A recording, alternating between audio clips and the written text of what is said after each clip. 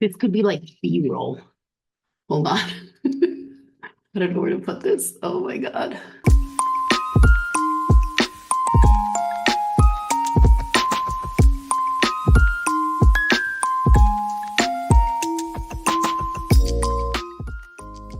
No. Let me think of a beat.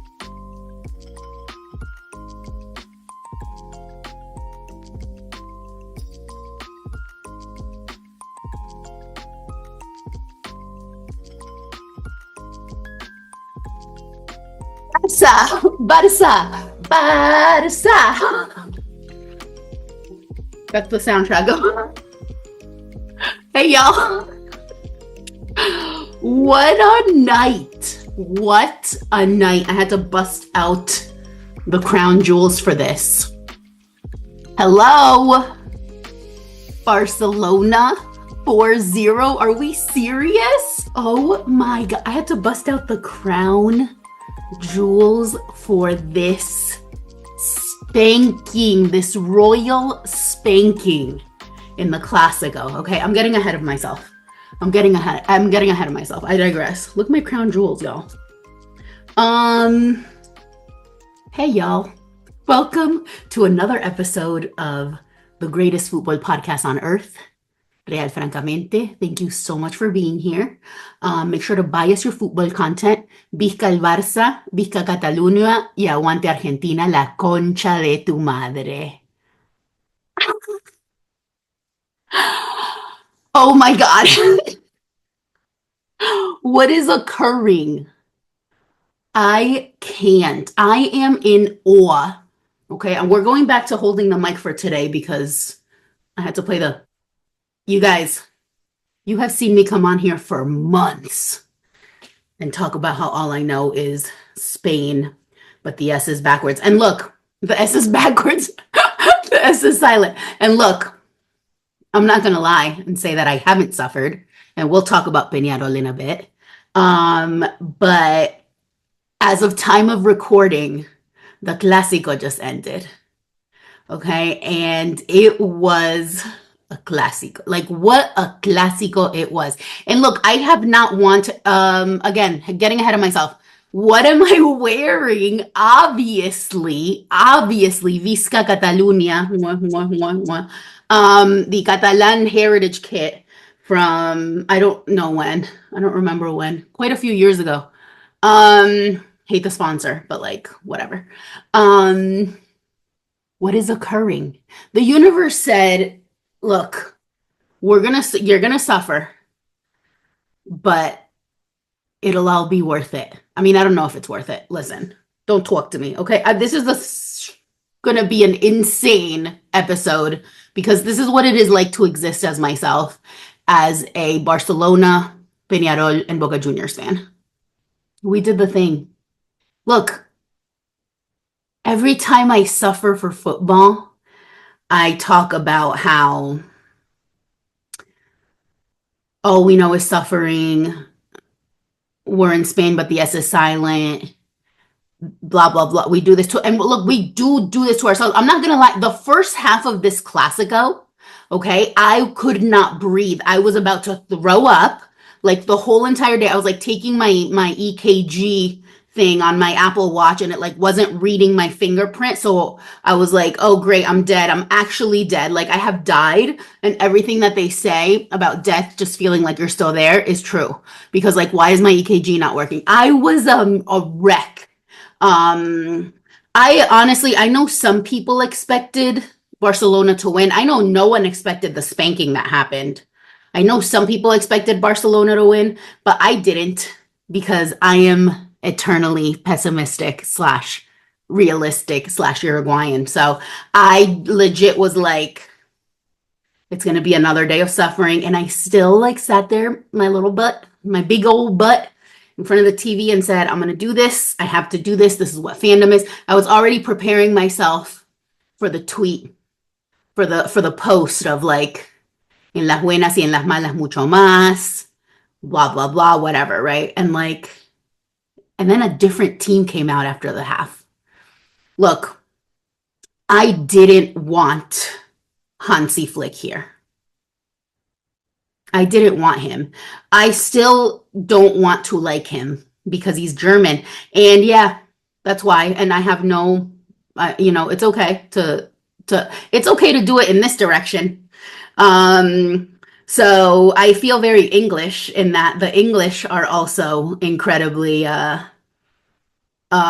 what's the word? Themselves centric, self-centered, right? And we'll talk about that later, but they've been just acting a fool over the German club, over the German manager. And then here's me like, fuck this guy. Why? Because he's German. Look, I don't care. I didn't want him.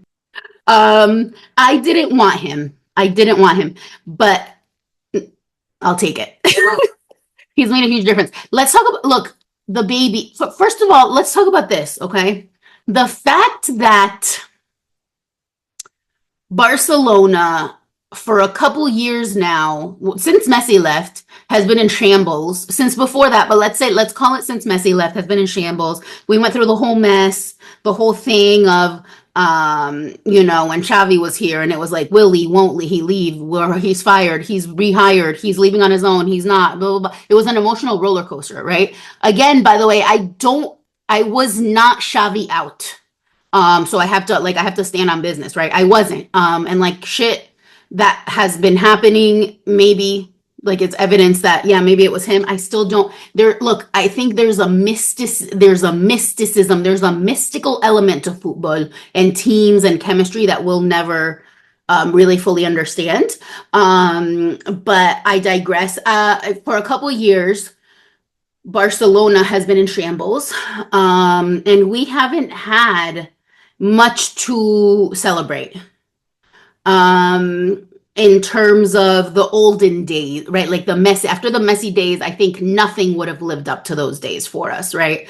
But we haven't had much to celebrate. And so not like I wouldn't say there was any like massive signings that made any, because I don't look, one thing I'm not is a Lewandowski fan. Like, fine, great. He could be the Pichichi, whatever, but like, a mí no me convence. You know what I mean? Whatever. It is what it is. But like, okay, like we can call him a signing, but like, there was those days where Barcelona was like, just like every single, like bringing, superstars. That's not the case now. I don't think that's the case now at all. I think it's very telling that the majority of this team is La Masia kids, and literally kids, right? Because my child, my child shouts to the Discord,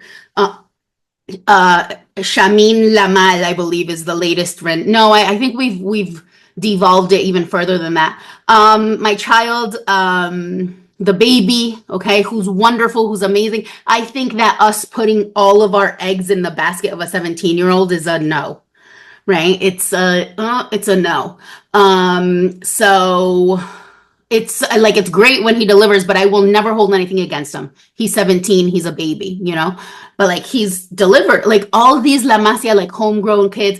Rafinha, I think, is an interesting case.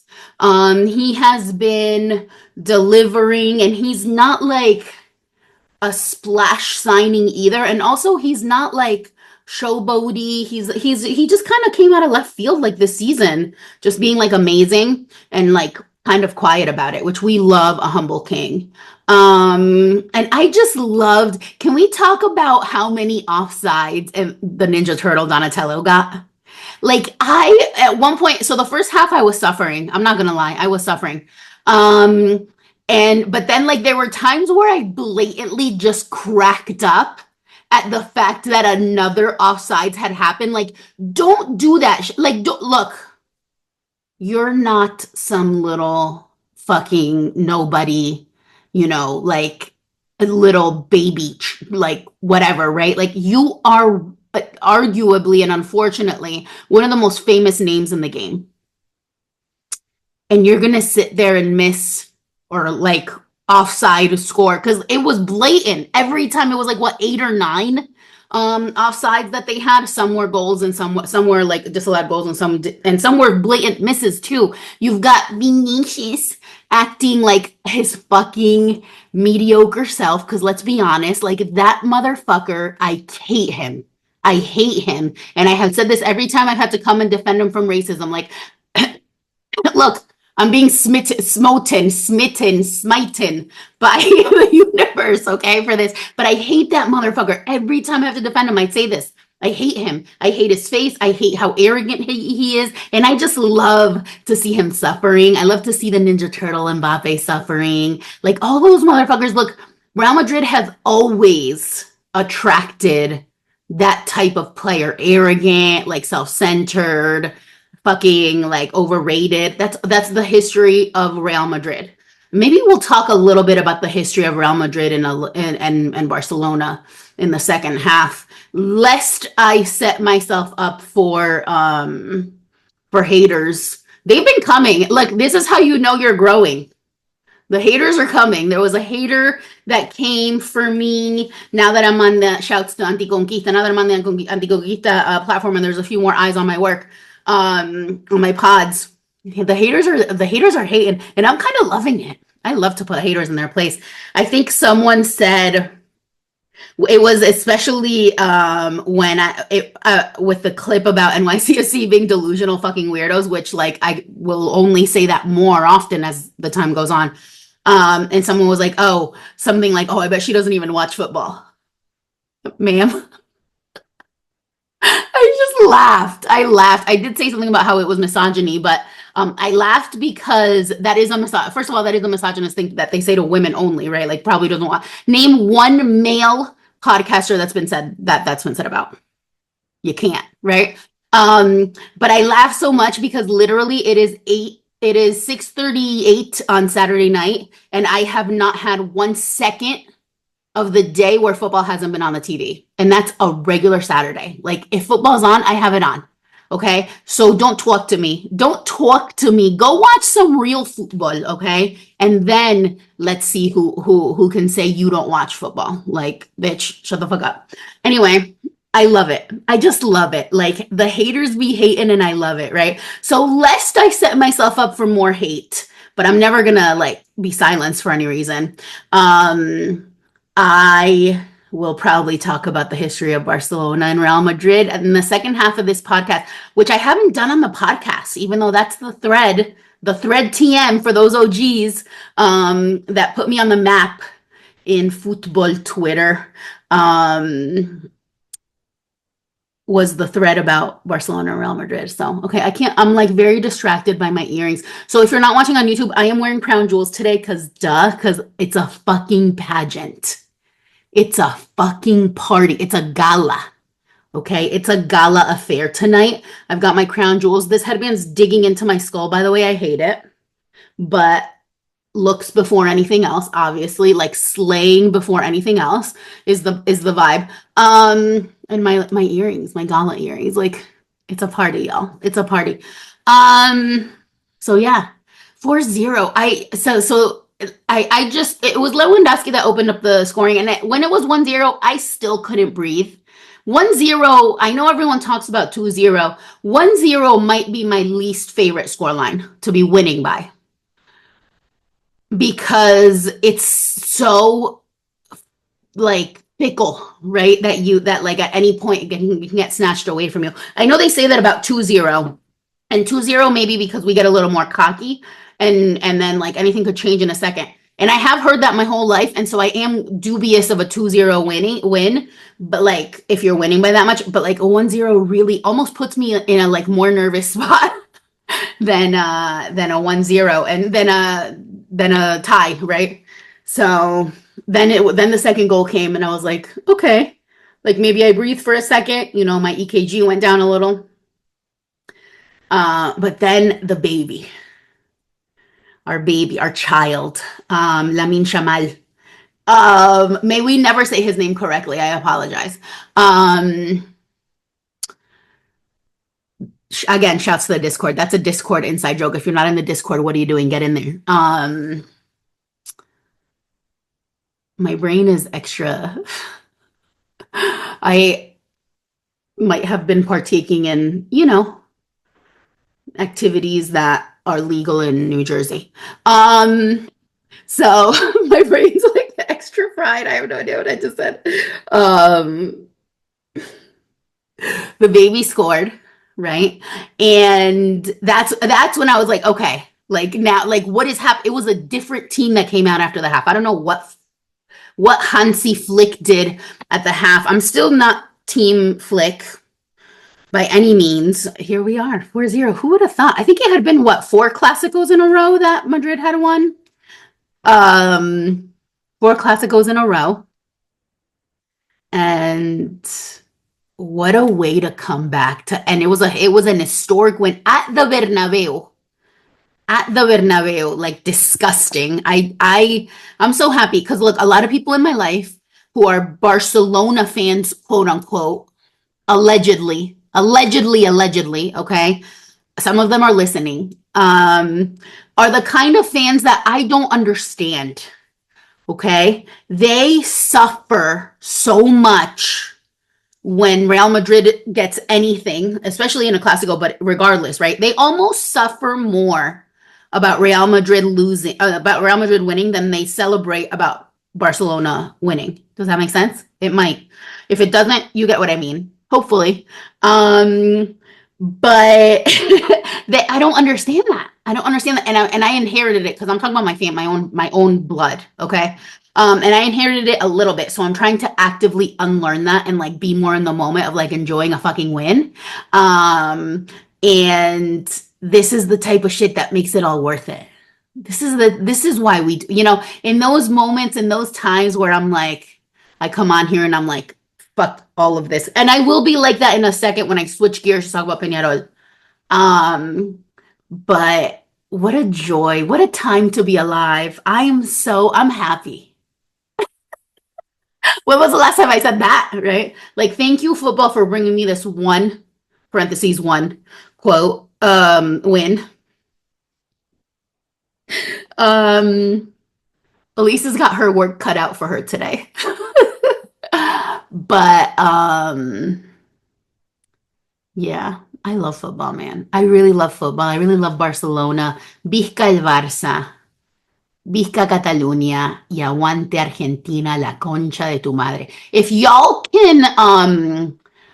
can tell me what that's from and why I've now said it twice this episode, like if you can quote what that is quoting, if you can tell me what that's quoting, shoot me a DM. I will send you a sticker pack, a little swag pack, okay? A real Francamente swag pack. Amazing. I'm just so happy. I love y'all. Thank you. We're growing steadily and like slow and steady, right? Slow and steady. I've always said growing and like numbers mean nothing to me because there's people that have millions of followers and they're garbage human beings. So clearly followers mean nothing. And B, like I never want to grow unorganically. Like I always want to grow organically because like the shit I talk about, a lot of people can't handle it. So I don't want just a bunch of followers and then they start to like be like, well, it has happened before. I don't know why people get confused about what the fuck I am because I've never once been anything but myself. But sometimes people like follow and then they're like, oh, you hate the US? Like, bitch, where have you been? So that happens sometimes. So I'd rather grow organically and it's happening slow and steady. I love y'all so much. Thank you for engaging with all the content. It really means so much when people show their support openly. From joy to pain, because that is life. I tweeted the other day and it was before this Clásico, but I think because I was already thinking, I was already being preemptive. It is a very weird time to be a fan since birth, desde la cuna, because I've got other teams, obvs. To be a fan desde la cuna of this particular trifecta of teams, Peñarol, Boca, and Barcelona. It's a very weird time to be a fan of those three teams because it's like a roller coaster of emotions, right? And as high can get in terms of the Clásico, okay? That's how much I suffered on Wednesday of this past week in the Copa Libertadores semifinal first leg game. First of all, I celebrated a little bit when River lost, for sure. I want to see River lose every single game, but I don't know if it was clear from the last episode of Francamente and the clip, the standout clip, the breakout clip Um, I fucking hate the Brazilian league. I used to have so much love for the trifecta of Uruguay, Argentina, and Brazil. And I've always, and like nationally, this is a little different because there's also stuff there. But I used to be such a proponent of like global South supremacy, the big three, right? The big three. And that included leagues. Not anymore. Not it for the past couple years, but I want to like openly and outwardly say, fuck every Brazilian league team, even your fave. Fuck them all. I hate those motherfuckers. I hate, I'm a hater. But here's the thing, okay? It's an evidence of how much modern football has been ruined by capitalism and money. Because when you look at those transfer market stats, and I did this last time when it was the last time we talked about this was when Peñarol had miraculously moved on to this leg to the semifinals. And so that was the Cinderella story, right? When you've got one team worth 200 million and one team worth 17 million. I forget what the actual numbers were, but you get me, right? The point stands. This headband's really hurting me. Oh my God, the things we do for Bants. So now it's like, okay, if the entire final is gonna be Brazil teams, okay, what the fuck is that? What the fuck is the fun in that? And when you look at the transfer market stats and it's consistent, they're the richest teams consistently, the teams with the most money. It makes you just want to not even watch Copa Libertadores ever again because what is the point? The Brazilian league is the Manchester City of Copa Libertadores. I said it. And I'm tired. I am tired. I am over it. I am over all of those motherfuckers. And I just I'm done. I have no love. I'm tired. I don't want to entertain any apologism around this. Okay. And if you are a fan of a Brazilian team, especially if you're not from Brazil, you can fuck right off. Clout chasers, glory hunters, whatever the fuck you want to call it. I'm over you. I'm over you. I'm done. And I just, it's no fun anymore. What's the point of Copa Libertadores anymore? Like, why even watch it? Okay. I'm tired. I just realized too that we've never talked about on this podcast, because I did a live about this, so make sure you check that out. The Bielsa and Suarez thing. Simple. Luis Suarez is dead to me. You do not. I don't care who the fuck you think you are. And look, I have stood by that man through dubious times at best. Okay, there's a meme from the show Community that has Britta, the character Britta, on it. If you haven't seen Community, it's hilarious. And the meme format looks like Britta saying, I can excuse racism, but I draw the line at, and I think the original quote is, I can excuse racism, but I draw the line at animal cruelty. And so she's a white woman. And so obviously it's a self-aware joke, right? Like it's a self-aware joke that like, that's really how some of these motherfuckers think. And then I think someone goes, you can excuse racism, like, in response. And I joked around when this happened, like, because that whole thing was super complex too. And we won't get into it today, like with the racism bit, but like it was, it's complex, right? But regardless, I was like, literally, I'm the Britta meme right now. I stood by you through all of the shit that you did, you motherfucker. And this is how you're gonna go out?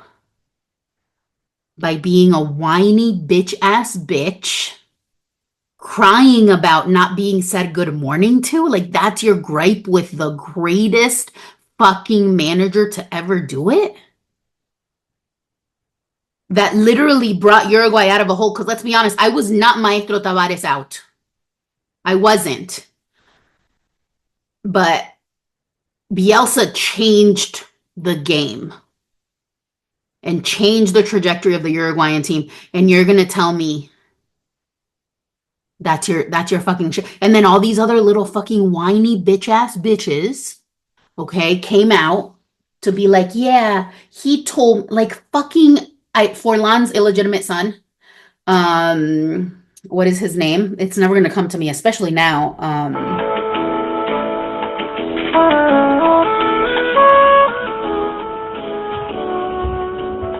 Anyway, I can't think of his name. Forlan's illegitimate son that's not Griezmann.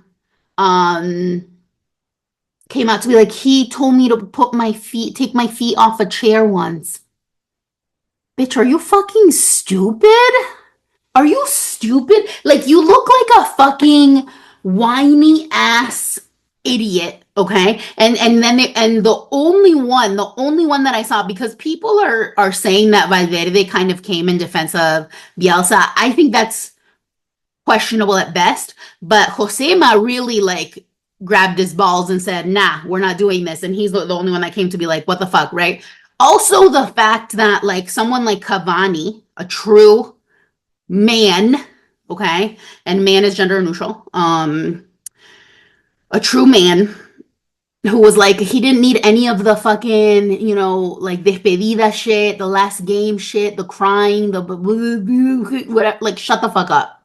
Shut the fuck up. You're still playing in Miami. You're making billions of dollars. And I don't want to ever, I want to burn my kids with his name on it. Like, I'm done. I'm done. So I had a talk, one of my like presentations this month for Hispanic Heritage Month, because everyone pretends to remember Latinos exist during this month, right? And it was about football. And I wore an Argentina kit. And there was a person there who is French, but cool, like totally. He was like, I actually wanted Argentina to win. I don't know if he just said that because he was in my presence, but and married to a Uruguayan. So he speaks perfect Rio Platense Spanish. So he said in that presentation, he was like, wow. He was like, why aren't you wearing a Uruguay kit? I don't think he knew I was at Hiwasha, so I had only met him one time before that. And I told him, I was like, oh, I was born, blah, blah. Told him my whole life story. And then I go, and the most handy kit that I have, Uruguay kit that I have out right now is a Suarez kit, and I hate him. And I'm done with him, and I have disowned him, and I need to burn it now because of the Bielsa stuff. He goes, your loyalties to Bielsa over Suarez? I'm like, in this case, yes. And forever. I mean, like, hello, no Bielsa, no party. Like, so I'm done with fucking like soft ass motherfuckers who haven't known hardship on a national team because they want to be out here playing truco and they want to be out here having their little asados at the Complejo Celeste. Bitch, kick the fucking ball, okay? I'm done. I'm going like just like full on boomer, but I don't care. Kick the ball and shut the fuck up. Go practice your penalty kicks. All of you motherfuckers, okay? No one should be missing a fucking penalty kick in 2024. Anyway, on that note, let's go to a little break. We'll be right back.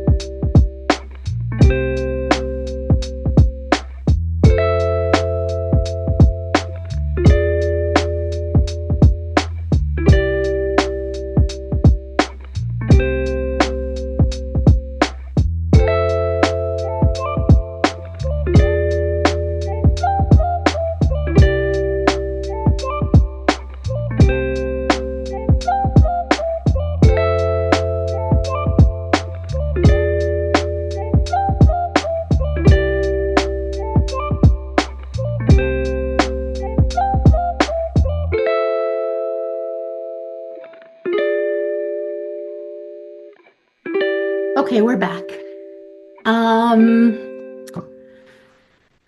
What a day. What a day. So we've talked about Barça, we've talked about Peñarol, we've talked about Bielsa. Boca is a roller coaster in and of themselves. They lost the Clásico, but they just had that historic win where shouts to Bre, who shouts to Bre for his historic performance. The Copa Argentina, what was that, semifinal? Amazing. Cool stuff. But then it's like you never know, and like Boca's like what, mid-table at this point. I'm going with the flow with that. I'm going with the flow with that. Peñarol has given me my lowest lows. Barça has given me my highest highs, and Boca's in the middle. I mean, all things considered, I'm doing okay. I'm doing okay overall. I don't give a fuck about Manchester United until they get rid of that bald ass bitch. Um, Napoli won today. Napoli, cool. You know, like these teams, all the teams, all joking aside, I'm always like, oh, team since birth, team since birth. There's only three. And they truly are from my countries of birth or heritage. So like it's what it is, right? I'm sorry, I was born like this because someone asked, you know, part of my presentation that I was just talking about was about how to be the most like decolonizing or like sustainable fan in 2024. And there were some silly answers and some good answers that I had to prepare on my PowerPoint.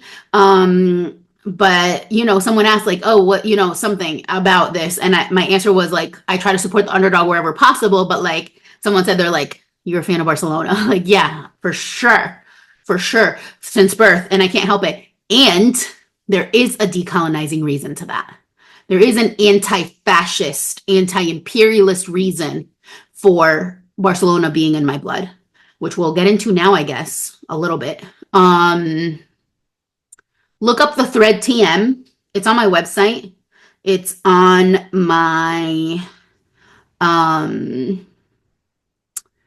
it's on my Twitter, but my personal page, not the Real Francamente page. And I honestly don't think it's pinned. It used to be pinned. It's not pinned anymore. The thread TM. It put me on the map a little bit in terms of being a football intellectual. I guess that's like really what set the whole ball rolling on all of this, everything I am now doing.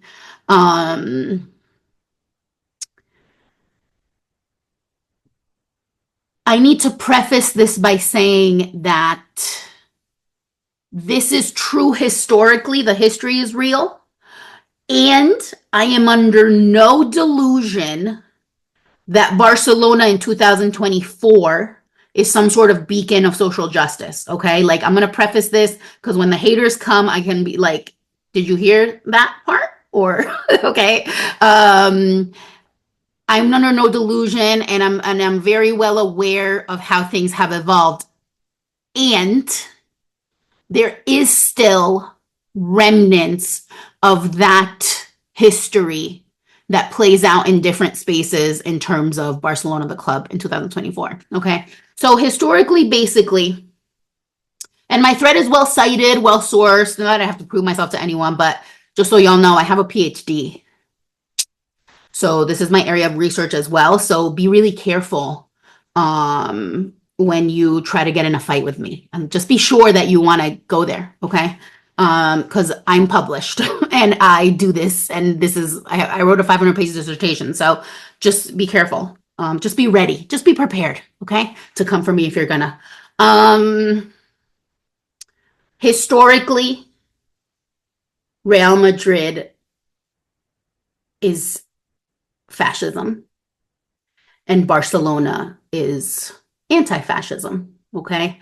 There was a very brutal dictatorship in place in Spain from, I believe, 1945 to 1975 or something like that, 1939. I'm getting the Spanish Civil War from 36 to 39, I believe. So maybe it was 39 to 75. I am getting my dates possibly mixed up, and that's fine. I have not looked them up, and I'm, you know, I've got a lot, there's a lot going on in this brain. So little facts like that, number facts, some of you know I'm just not the best at, and I don't apologize for that. But you can look up those dates. That's easy. That's not the the meat of the issue, right? So they had this brutal dictatorship that was long and arduous and fascist and repressive. And anyone who was any sort of marginalized was assassinated, disappeared, captured, tortured. Very famously, Federico Garcia Lorca, one of the greatest poets of all time, one of the greatest literary figures of all time, whose life was cut short because he was assassinated by Francisco Franco for being gay. And I think it was suspicions at that time because I don't think there was any like official confirmation. But he was gay. I mean, he was gay, but it was not one of those things that's like, oh, at that time, in order to, you know, you were supposed to have proof, even though, again, how do you prove that? Blah, blah, blah, etc. Anyway, that's not the point. That dictatorship, at the helm of that dictatorship was fascist dictator, friend to Hitler, Francisco Franco, who was a Real Madrid fan. His dictatorship was long.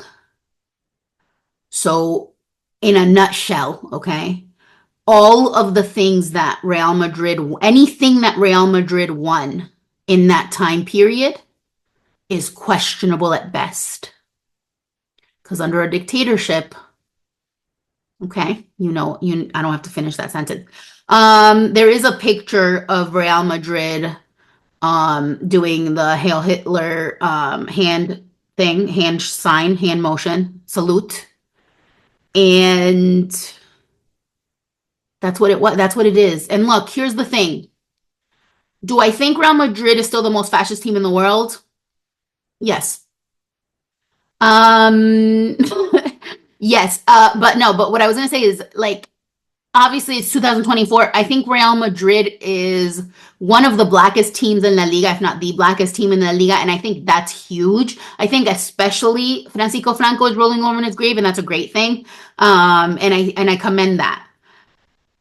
I think that's the first time I've ever said anything about Real Madrid that's not like hate, maybe in my entire life. But the point stands that, like, there is this history, and it does matter, and it does have weight to it. And there are still many Nazis, okay? Many Real Madrid fans who are Nazis, many Nazis who are Real Madrid fans, because it was a safe space for them, truly. And so then everything that happened under the Francisco Franco reign, you have to question at best. And especially as it pertains to Barcelona FC, okay? One of the things that Francisco Franco did in terms of his terrorism, it wasn't just physical, it was also emotional and intellectual, and that includes linguistic repression and censorship. So speaking Catalan was like outlawed. Basically, if you spoke Catalan, you could literally be assassinated under that dictatorship. So Barcelona became this like act of resistance, right? When we talk about it being called Camp Nou, it's because, and some people will say New Camp, right? No Camp or New Camp or however they pronounce it. Regardless, like flipping the order like that, you are doing the thing that fascists did in not allowing things to be named in Catalan. Okay, there was repression in that way. Anything that was said in Catalan. That's why the identity of Barcelona is so Catalan unapologetically, right? It's in the crest. Obviously, this kit was awesome, but they do like little tribute kits quite often. We've seen Piqué, we've seen Pep when he was coaching, okay, and even after go and vote in all of the elections. The separatist movement in Catalonia is amazing, and we support, okay? And in the elections that then were deemed by the Madrid police unconstitutional. So think about that. People just like freely being like, we want to vote for this, what was it called? Like a plebiscito. And to like separate. And Pep voted and Piqué voted. Like the Catalonian players actually like were openly like pro that, right? There's Catalan flags in the stands. That was illegal under the dictatorship. And that is where that like history of resistance is. So we still have like little pockets of it, right? The importance of la Masia, the importance of using sayings, Visca Barça, Visca Catalunya, like those sayings, right? The chants being in Catalan. Like that's not just like a silly geographical supremacy thing. Like that was a revolutionary thing that got people killed under Franco, and so it was seen as an act of resistance. Furthermore, Camp Nou was used as a place for refugees when they were escaping Madrid, and they were on their way to France, because that was the way they escaped a lot. And they would stop and they had refuge at Camp Nou. So like there is this history of resistance to fascism that can't be denied. And there's a lot of propaganda and fake news out there, and they'll tell you this all because like Real Madrid fans are embarrassed of this, obviously. Well, the good, if there's any good ones, I don't know if there's any good Real Madrid fans, but the ones that are conscious, social justice conscious, like they're embarrassed of this. So there's a lot of propaganda out there to like drown out that history, but like it's real, and it's just like the history of any sort of injustice in the world. Until you face it, it's not going to go away. And so the reason that the hatred for Real Madrid in my family, who also was persecuted by a brutal fascist CIA-backed and ordered dictatorship,